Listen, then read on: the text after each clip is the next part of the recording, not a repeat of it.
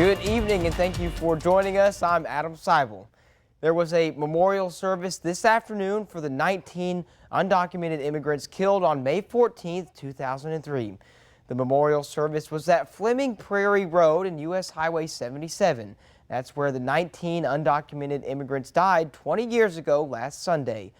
The victims died inside the back of a hot, packed tractor trailer. A total of 70 people were inside the truck, which reached temperatures of up to 173 degrees. A 5-year-old boy was among the dead. Around 30 people showed up to the annual event today to pay their respects and remember the lives lost. Immigrants died and everywhere.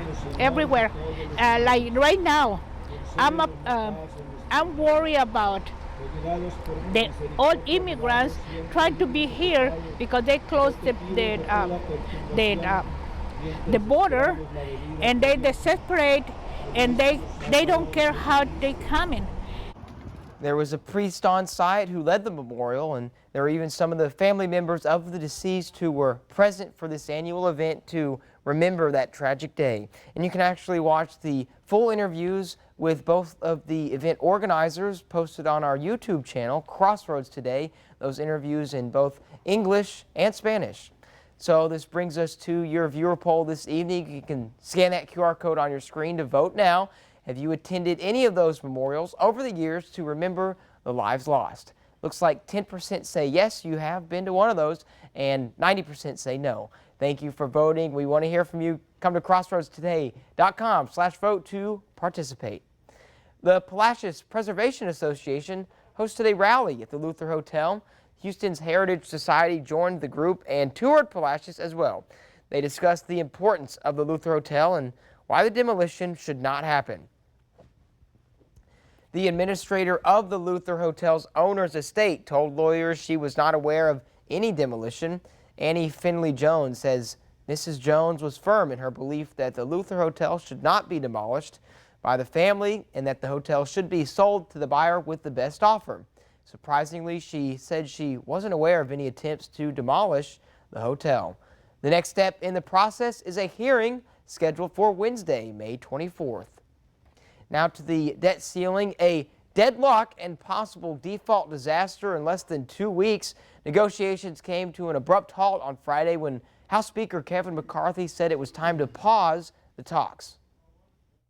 Tonight, as the U.S. careens toward a potentially catastrophic default, House Speaker Kevin McCarthy is accusing the White House of moving backward in negotiations over a deal to raise the debt limit. I don't think we're going to be able to move forward until the president can get back in the country. With talks between the White House and GOP deadlocked, the timeline to raise the nation's $31 trillion borrowing limit is dangerously tight. Citing new rules, House Speaker Kevin McCarthy has said an agreement needs to be reached by the end of this weekend for it to pass through the House and Senate by June 1st. That's when the U.S. could run out of cash to pay its bills, including $47 billion for Medicare and $22 billion more for veterans' benefits and military salaries. Overnight at the G7 summit in Japan, President Biden trying to strike an optimistic tone. I still believe we'll be able to avoid a default and we'll get something decent done. Sources say a key sticking point is federal spending. In exchange for raising the debt limit, House Republicans want to slash future spending, impose stricter work requirements for federal aid programs like food stamps, and claw back COVID relief funds. But the White House today accusing Republicans of taking the economy hostage, the stalemate leaving millions of households in limbo.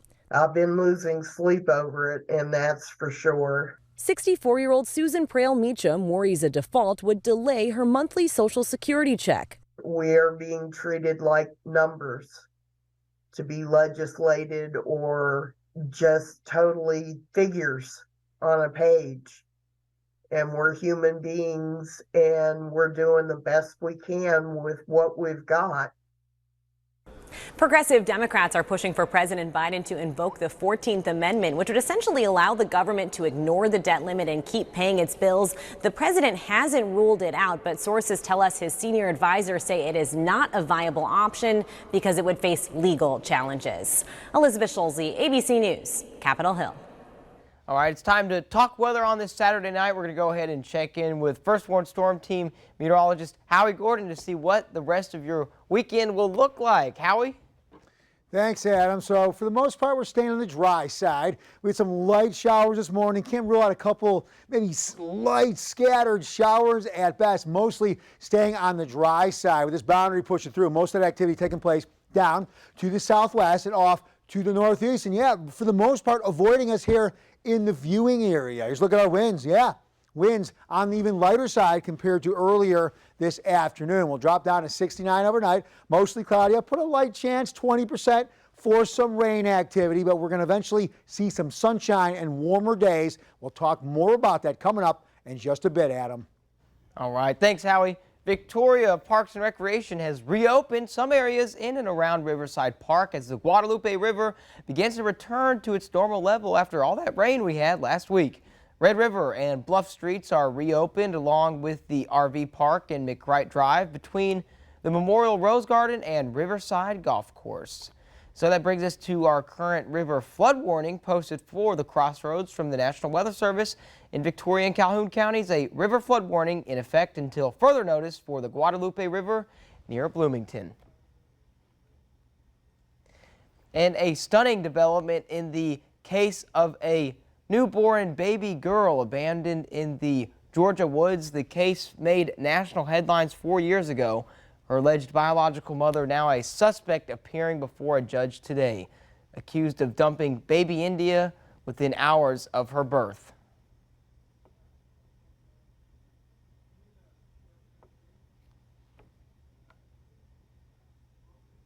All righty, grab your cell phone and scan this QR code. This is our quick response code to download the Crossroads Today app. Watch us anytime, anywhere, and get breaking news alerts and vote in our viewer polls. Learn all about our ongoing contests right there on the app.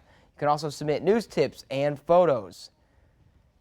Stay with us. Coming up, after spending most of last year in a Russian prison, WNBA star Brittany Griner is playing basketball yet again.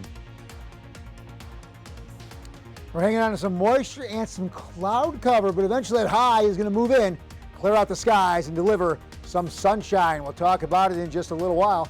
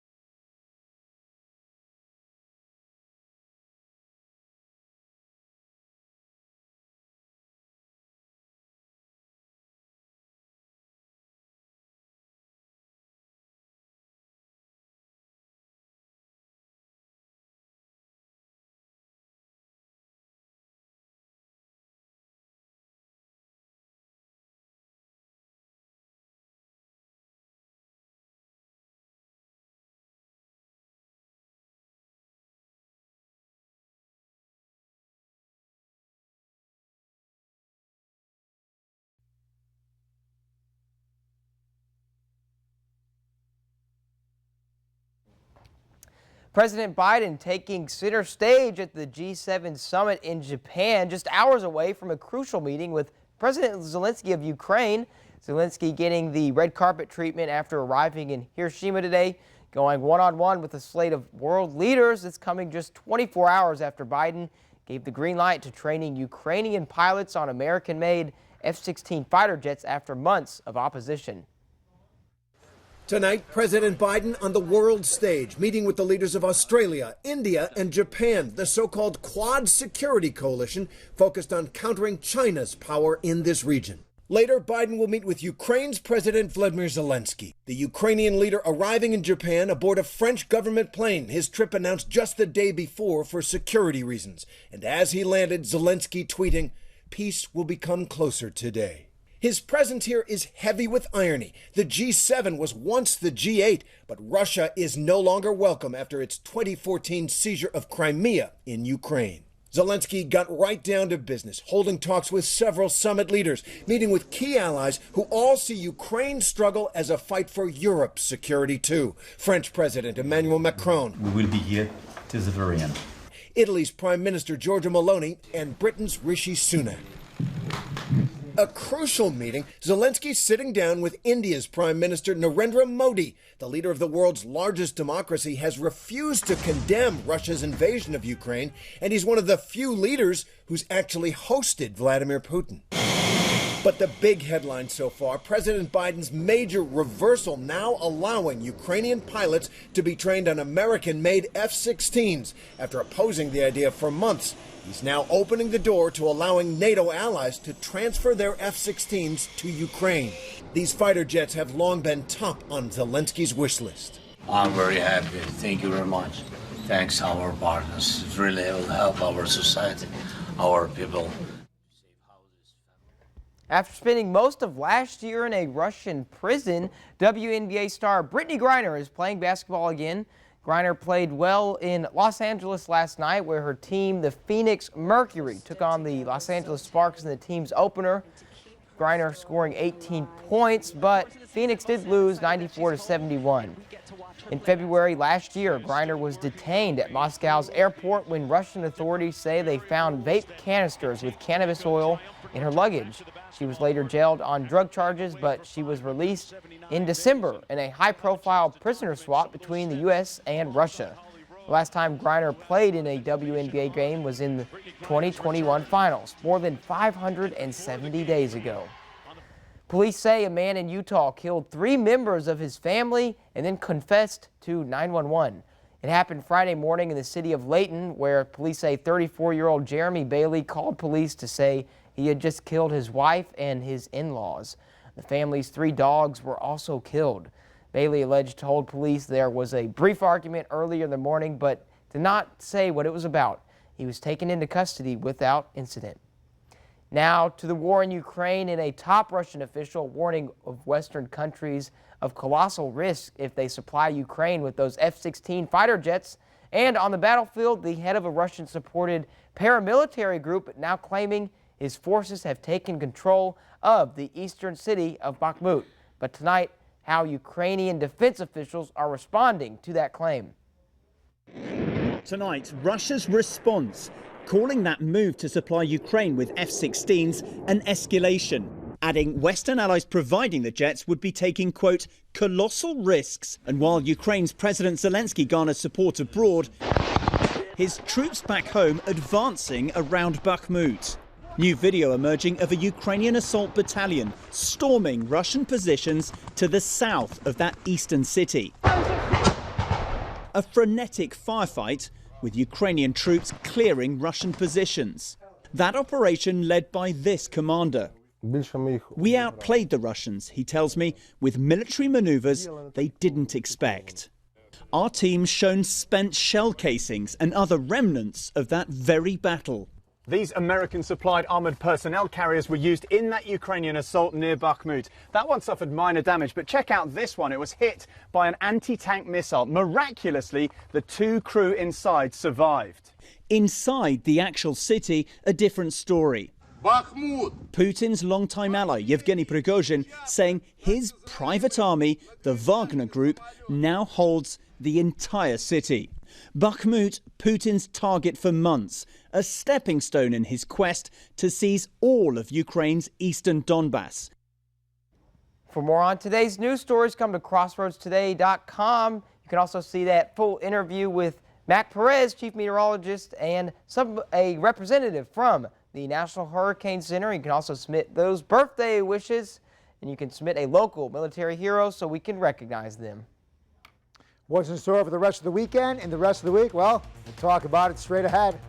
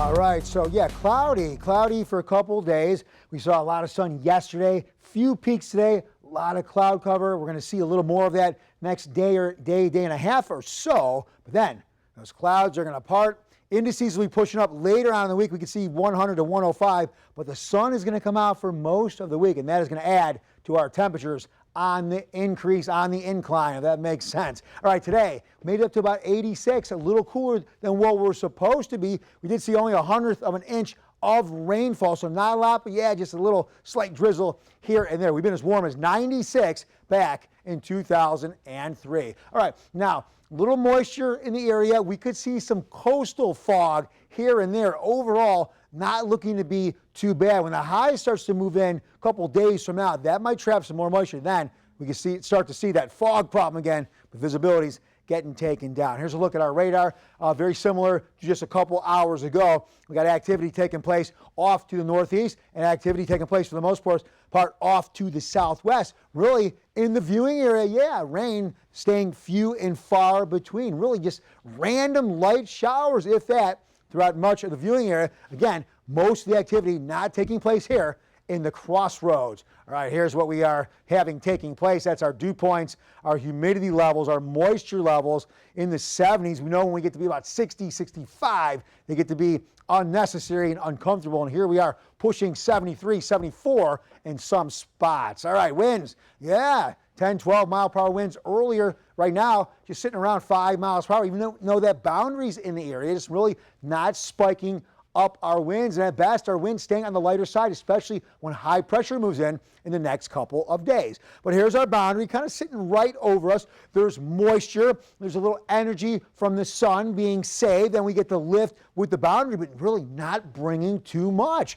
We're not seeing wind, we're not seeing really anything in the way of rain. We heard a couple claps of thunder this morning. We could maybe see a couple again tonight, but rain going to stay on the lighter side if that does even take place. But the boundary is going to push off. It's going to wrench out the moisture in the atmosphere even further. High pressure will help push down on the atmosphere, removing more of that moisture. We're going to start to see some sunshine. Now, the Gulf will provide some moisture during the week. The sun will be warming us. Our temperatures pushing 90, but then with that moisture moving in, yeah, we can start to see those heat indices pushing 100 to 105 degrees. Here's our future tracker. So again, really nothing too heavy or lasting very long. On the coast, off the coast, or on the coast for the most part, but really rain overall not lasting too long and staying in the area really for a long period of time. Okay, here's what we got for our marine forecast. Our seas will be just around 2 feet. That's going to keep our bays on the smooth side. Looking ahead next couple days, yeah, water 75, 80, winds really not too bad, but you're seeing some of those coastal showers. That might affect the fishing a little bit, maybe negatively, but I hope you catch as much as you can out there. 70s this evening, I got a 10% chance of rain. Overnight, 20% chance will drop down to 69. Looking ahead, I talked about that, 85 degrees tomorrow with cloud cover, but then that high pressure is going to move in, clear out our skies, and we're looking at a lot of sunshine really for a good portion, or maybe even the rest of the week. Just a 20% chance of rain on Saturday. For more weather news and sports, you can go to our app. That's at crossroadstoday.com, and that is free with any Android and iPhone. But now, that's right, time for Sports with Zach. Thank you, Howie. We have a few more teams moving on. I'll have that coming up in sports.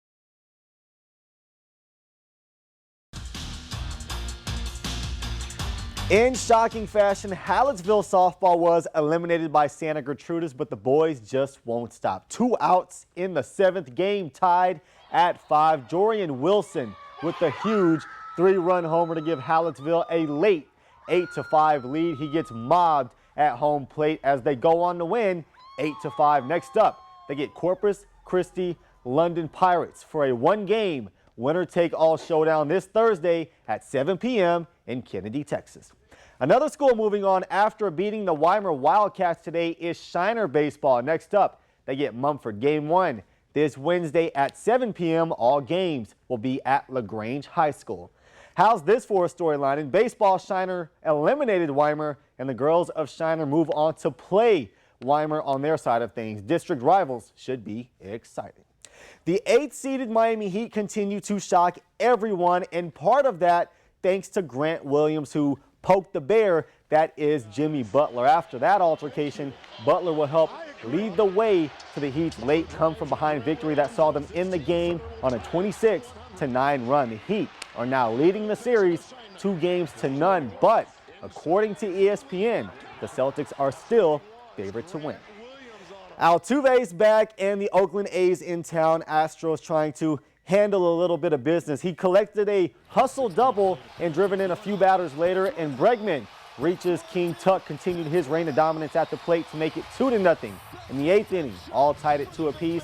Jordan did it again. Final score 3-2. Houston wins 6 in a row. The first place Texas Rangers also trucking along, already up 9-1 in the 6th inning. Seager caps off an 11-run onslaught with this 2-run bomb to add more insult to injury. Colorado would add on 4 more runs, but too little, too late. Rangers win 11-5.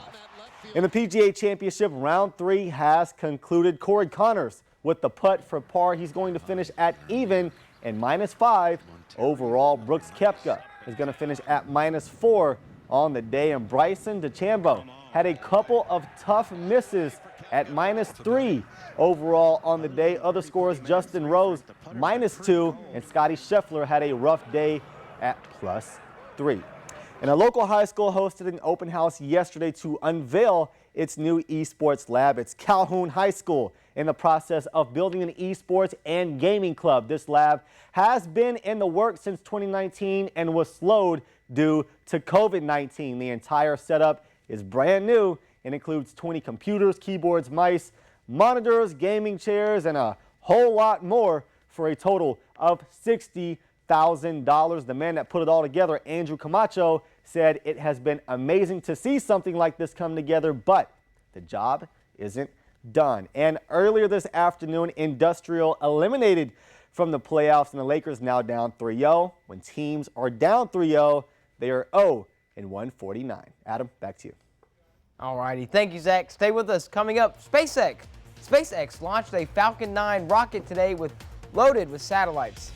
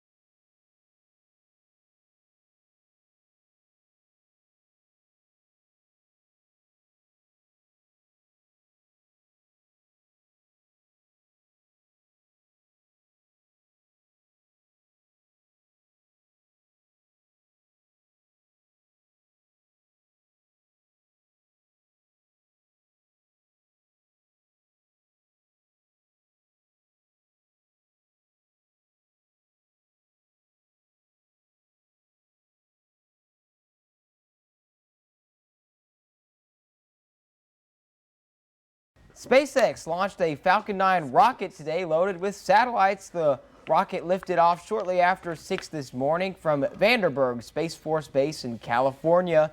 It's carrying satellites for the Iridium and OneWeb companies. This was the second launch for SpaceX in just 2 days. On Friday, the company launched 22 of its Starlink satellites from Florida. All right. Wow, that's pretty cool. You know, earlier we mentioned it was National Adopt a Dog Day. Yeah. Well, you know what, Adam, if it wasn't for you always putting these in the show, I would never know that these happen. My little brother used to keep up with it a lot. He used to watch them on YouTube, and then sometimes they would not launch at the very last second. But I'm glad to see that. Looks like SpaceX, as you called it, is having a little bit of success. Okay. No, you guys, I think, covered that topic very well. And okay, so we'll go into weather now for one last look. You think so, Tim? Yeah. Thanks, Zach. All right, so here's a look at Zig's take. We got here's a look at our radar. Nothing too substantial at all. Most activity again off to the southwest or up to the northeast, staying dry relatively here in the crossroads. All right, we'll be in the 70s. Overnight, just dropping down to 69. I got a 20% chance we could see maybe a light shower or two. We saw 100th of an inch of rain last night, maybe something similar again. And tomorrow, 85, mostly cloudy skies. But what's going to happen after that? Remember, I showed you earlier. High pressure is going to move down. That boundary is going to clear the area. Moisture is going to get wrung out of the atmosphere, and then it's going to lead to this. One more little, cloudy day potentially for Sunday, at least partly cloudy, but then we start to see a good amount of sunshine really for the rest of the week. Monday, Tuesday, now you see these temperatures now jumping up to where they're supposed to be around 88. They'll get a little warmer, maybe flirt with 90, but the thing is, moisture is going to move in later on in the week. You add that moisture in the mix, then heat indices, yes, 105, 100, 105 degrees. So when it comes to sports out there, Zach, yeah, going to be very much on the uncomfortable side out there. Yeah, it's going to be tough during CFL season. Yeah. Thank you, Howie. Thank you, Zach, and thank you for being with us. We're streaming 24/7 on CrossroadsToday.com. Have a good night.